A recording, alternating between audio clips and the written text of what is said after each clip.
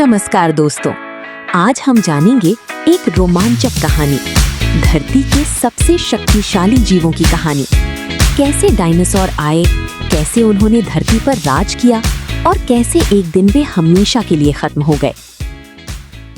Dinosaur की शुरुआत कैसे हुई? लगभग 23 करोड़ साल पहले धरती पर रेप्टाइल्स की कई प्रजातियां मौजूद थीं।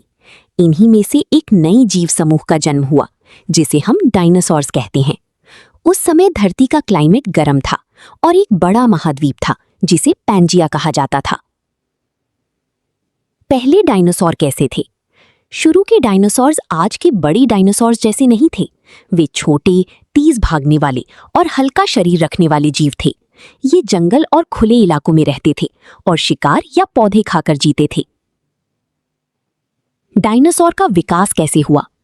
समय के साथ डायनासोर्स अलग अलग रूप में बदलने लगे। कुछ बहुत बड़े और लंबे हो गए, कुछ तेज और खतरनाक शिकारी बने। इसी तरह कई प्रजातियां बनी, जैसे टायरानोसोरस रेक्स, ट्राइसेरेटॉप्स और ब्रैकियोसॉरस। डायनासोर धरती पर इतने सफल कैसे हुए?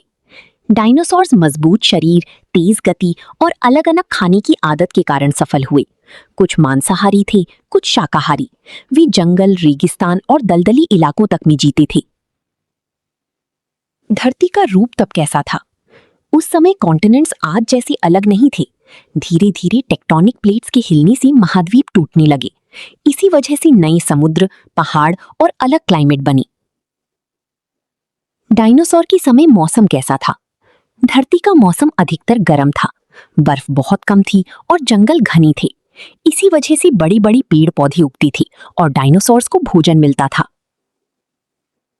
डायनासोर से पक्षी कैसे बने?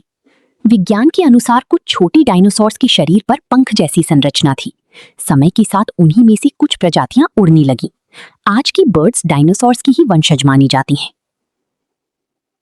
डायनासोर का अंत कैसे हुआ? लगभग 6.6 करोड़ साल पहले एक विशाल एस्टेरॉयड धरती से टकराया। इस टकराव से धूल और धुआं एटमॉस्फेयर में फैल गया। सूर्य की रोशनी रुक गई, पौधे मरने लगी और फूड चेन टूट गई। इससे अधिकतर डायनासोर समाप्त हो गए। डायनासोर के बाद क्या हुआ? डायनासोर्स के खत्म होने के बाद धरती पर नए जीवों को मौका मिला। मैमल्स का विकास हुआ। समय के साथ बंदर, पूर्वज मानव और फिर इंसान का जन्म हुआ। डायनासोर सिर्फ बड़े जीव नहीं थे, वे धरती के इतिहास का एक महान युग थे। उनकी कहानी हमें बताती है कि प्रकृति में सब कुछ बदलता रहता है। अगर आपको ये वीडियो अच्छा लगा हो तो चैनल को जरूर सब्सक्राइब करें, वीडियो को लाइक करें और ऐसे ही मजेदार ज्ञानवर्धक वीडियो के लिए हमारे साथ जुड़े रहें।